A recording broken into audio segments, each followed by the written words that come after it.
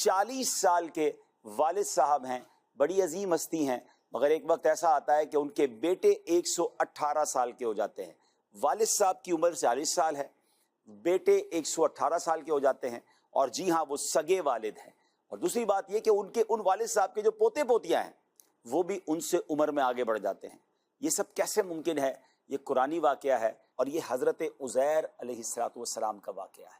واقعہ بڑا طویل ہے، میں مختصر کر کے اسے بیان کر دیتا ہوں کہ بخت نصر جو تھا ایک ایسا شخص تھا جس نے بیت المقدس اور اس عظیم شہر، اس عظیم ملک کو تباہ و برباد کر دیا، اور وہاں پر اب تمام لوگوں کو یوں سمجھیے کہ ہلاک کر دیا گیا، بڑی تعداد میں لوگ گرفتار کر لیے گئے۔ جب حضرت عزیر علیہ السلام بخت نصر کی قید سے کسی طرح باہر نکلے اور بیت المقدس تشریف لائے اور شہر کی ویرانی دیکھی، تو آپ کی زبان سے بے ساختہ نکلا کہ اللہ کریم اس ویران اور بربادی کے بعد شہر کو دوبارہ کیسے آباد کرے گا۔ اب اس کے بعد آپ جب شہر کے اندر داخل ہوئے، جب سارا ویرانہ ہی تھا، کچھ پھل آپ نے توڑ کر تناول کیے، انگوروں کا جو رس تھا وہ نچوڑ کر آپ نے اسے نوش فرمایا، بچے ہوئے پھل اپنی جھولی میں ڈال دیے، انگوروں کے شیرے کو اپنی مشک میں سیو کر لیا، بچا لیا، اور پھر اپنے گدھے کو مضبوطی کے ساتھ جس پر آپ سواری کرتے تھے درخت کے ساتھ باندھ دیا اور آپ سو گئے۔ مگر اللہ کی شان دیکھیں کہ آپ جب آرام کرتے ہیں تو آپ کی اسی نیند کی حالت میں وفات ہو جاتی ہے، جی ہاں آپ کا انتقال ہو جاتا ہے، اور تقریباً ناظرین 100 سال تک آپ جو ہے وہ اس حالت میں رہے۔ اور اب کیا ہوا؟ اللہ تعالیٰ نے درندوں، پرندوں، چرندوں، یہاں تک کہ جن اور انسان سب کی نظروں سے آپ کو چھپا دیا تاکہ کوئی آپ کو نقصان نہ پہنچا سکے۔ اور اللہ کی شان دیکھیں کہ 70 سال کے بعد تقریباً اب ایک اور بادشاہ وہاں سے گزرا، ملک فارس کا بادشاہ، اس نے بیت المقدس کو آباد کرنا شروع کیا، نئی عمارتیں بنائیں، نئے لوگ آباد کیے، پورا شہر کمال طریقے سے آباد ہو گیا۔ 100 برس کے بعد حضرت عزیر علیہ السلام اب دوبارہ اللہ پاک ان کو زندگی عطا فرماتا ہے، آپ کی آنکھ کھلتی ہے، آپ نے دیکھا تو آپ کا گدھا مر چکا تھا اور اس کی ہڈیاں تک گل چکی تھی، 100 ایئرز کا وقت گزر چکا تھا نا۔ اچھا، آپ کے سر کے اور داڑھی کے بال کالے تھے، یعنی آپ کی 40 ایئرز کی ایج میں آپ نے یہ آرام کیا تھا۔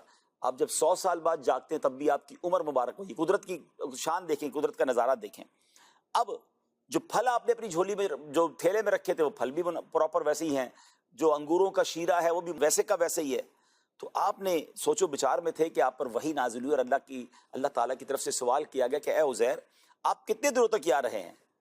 تو آپ کہتے ہیں مجھے تو ایسا لگا کہ میں صبح سویا ہوں اور شام کو اٹھ گیا ہوں عصر کے وقت میں۔ تو ارشاد فرمایا کہ آپ 100 سال تک یہاں پر رہے ہیں۔ ذرا اپنے گدھے کو دیکھیے، اس کی ہڈیاں تک گل سڑ گئی ہیں، کھانے پینے کی چیزوں پر نظر ڈالیے، وہ ویسے کی ویسے سلامت ہیں۔ یعنی اللہ کی شان دیکھیں کہ ایک ہی زمین ہے، ایک ہی پیس آف دا لینڈ ہے، حضرت عزیر صحیح سلامت ہیں، آپ کا کھانا پینا جو ٹھیک ہے، اور گدھا جو ہے اس کا وہ گل سڑ کر ختم ہو چکا ہے۔ پھر حضرت عزیر کو قدرت کا ایک اور نظارہ دکھایا گیا کہ اب دیکھیں اس گدھے کو ہم کیسے زندہ کرتے ہیں۔ تو اب ہڈیوں پر گوشت پوشت بھی آتا ہے، وہ گدھا کھڑا بھی ہو جاتا ہے، اپنی بولی بھی بولنے لگتا ہے۔ اب یہ ایک قدرت کا نظارہ تو آپ نے دیکھ لیا، مگر جب آپ بیت المقدس کی طرف گئے کہ جس کی ویرانی دیکھ کر آپ کا دل بوجھل ہو گیا تھا، غمگین ہو گیا تھا، تو وہاں پھر سے آبادی ہے، پھر سے گھر بنے ہوئے ہیں، چہل پہل ہے۔ حضرت عزیر ڈھونڈتے ڈھونڈتے اپنے پرانے گھر کے پاس پہنچے تو ایک بوڑھی خاتون وہاں بیٹھی تھی جنہوں نے حضرت عزیر کو دیکھا تھا۔ حضرت عزیر نے جا کر ان سے پوچھا، کیونکہ ان کی بینائی آلموسٹ چلی گئی تھی، کہ آپ حضرت عزیر کو پہچانتی ہیں؟ تو انہوں نے کہا جی عزیر تو 100 سال پہلے سے لاپتہ ہیں، پتہ نہیں کہاں چلے گئے۔ یہ کہہ کر وہ رونے لگی۔ حضرت عزیر علیہ السلام نے کہا کہ میں ہی عزیر ہوں۔ تو انہوں نے کہا کہ بیٹا یہ کیسے ہو سکتا ہے؟ بہرحال اگر تم عزیر ہو تو عزیر کی ہر دعا قبول ہوتی تھی، تم دعا کرو میری بینائی آ جائے۔ تو حضرت عزیر نے دعا کی، اللہ اکبر، تو ایسا ہی ہوا، اور جب دعا کی تو بینائی بھی آنکھوں کی آ گئی، فالج بھی ٹھیک ہو گیا۔ تو اب جب اس عورت نے حضرت عزیر کو دیکھا تو کہا میں اللہ کی قسم کھا کر کہتی ہوں، گواہی دیتی ہوں کہ یہی حضرت عزیر ہے۔ اب جب آپ کو ڈھونڈتے ڈھونڈتے آپ کے بیٹوں کے پاس لے جایا گیا تو آپ کے بیٹے 118 سال کے ہو چکے تھے، کیونکہ ان کی لائف تو آگے بڑھ رہی تھی نا، یہ اللہ نے اپنی قدرت کا نظارہ دکھایا تھا۔ آپ کے پوتے پوتیاں آپ کی عمر سے آگے بڑھ چکے تھے، مگر کوئی ماننے کے لیے تیار نہیں تھا کہ آپ حضرت عزیر ہیں۔ اب جو بیٹا تھا کہتا ہے میرے والد کے دونوں کاندھوں کے درمیان ایک کالے رنگ کا مسا تھا جو چاند کی شکل کا تھا۔ آپ نے کرتا اتارا تو وہ مسا بھی موجود تھا۔ اب دوسری بات لوگوں نے کہی کہ حضرت عزیر وہ واحد شخصیت ہے جن کو پوری تورات یاد تھی، اور اب بخت نصر کے زمانے میں معاذ اللہ تمام تورات کی کتابوں کو آگ لگا دی گئی تھی، اور جتنے تورات کے عالم تھے اور تورات کو جاننے والے تھے، 40,000 تورات کے عالموں کو اللہ اکبر چن چن کر قتل کر دیا گیا تھا۔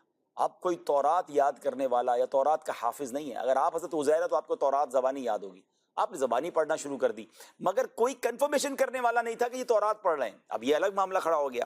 تو اب اس کے بعد ایک شخص نے کہا کہ میرے والد صاحب نے اپنی انگوروں کی بیل کے نیچے ایک تورات کا نسخہ چھپا دیا تھا جب بخت نصر کے لوگ تمام تورات کو قبضہ کر رہے تھے۔ ڈھونڈتے ڈھونڈتے اس انگور کے باغ میں جا گیا ہے اور وہاں سے جناب وہ تورات نکالی۔ حضرت عزیر جو تلاوت کرتے رہے، انہوں نے جب دیکھا تو حرف با حرف آپ درست تلاوت کر رہے تھے۔ اللہ اکبر! اور جناب یہ حیرت انگیز ماجرا اس قوم نے دیکھا۔ آپ نے دیکھا ایک کہانی کے پیچھے، ایک واقعے کے پیچھے ایک دوسرا کیسا کمال کا واقعہ نکلا۔ مگر ناظرین، اس کہانی نے ایک اور رنگ لیا، اس واقعے نے ایک اور رنگ لیا جو اب دردناک پہلو ہوا۔ ہونا تو یہ چاہیے تھا کہ اللہ کی قدرت کا نظارہ دیکھ کر حضرت عزیر کی باتوں کو مان لیا جاتا، اور جس اللہ کی طرف وہ بلا رہے تھے، جس خدا کی وہ دعوت دے رہے تھے، انہیں اس کی طرف سب کو آ جانا چاہیے تھا۔ مگر جناب بعض اوقات کہتے ہیں نا کہ آنکھوں پر ایسا پردہ آ جاتا ہے اور جہالت ایسی ہوتی ہے کہ اب اس قوم نے یک زبان ہو کر یہ کہنا شروع کر دیا کہ حضرت عزیر یہی ہیں لیکن خدا کے یہ بیٹے ہیں، معاذ اللہ۔ اور یہیں سے ناظرین یہ یہودیوں کا غلط اور مشرکانہ عقیدہ پھیل گیا کہ معاذ اللہ حضرت عزیر خدا کے بیٹے ہیں، اور یہودی آج تک اس باطل عقیدے پر جمے ہوئے ہیں۔